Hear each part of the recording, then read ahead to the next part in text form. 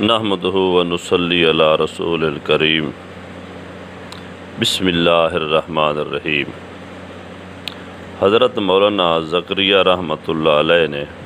فضائل اعمال کے اندر ایک واقعہ لکھا ہے کہ حضرت ابو بکر زریر رحمۃ اللہ علیہ فرماتے ہیں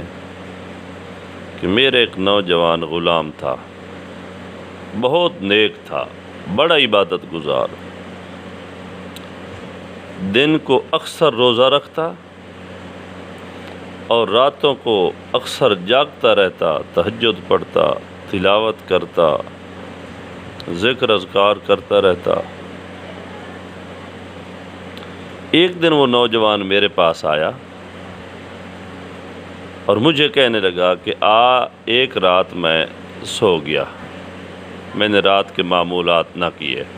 تہجد رہ گئی، عبادت رہ گئی، تو مجھے رات کو خواب آیا۔ خواب کے اندر کیا دیکھتا ہوں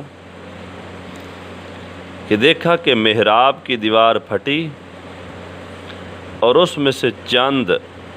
لڑکیاں نہایت ہی خوبصورت، حسین و جمیل ظاہر ہوئیں،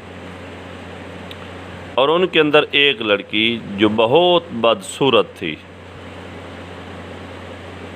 تو میں نے ان سے پوچھا کہ آپ جو خوبصورت ہیں آپ کیا ہیں، اور یہ جو بدصورت ہے یہ کیا ہے؟ تو وہ کہنے لگی کہ یہ جو نہایت خوبصورت لڑکیاں ہیں یہ آپ کی گزشتہ راتیں ہیں،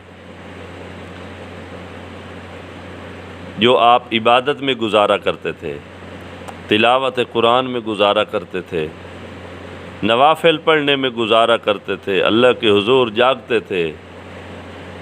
اور یہ تیری یہ رات ہے جو تو سو گیا ہے، تو نے عبادت نہیں کی، یہ تیری یہ بدصورت رات ہے۔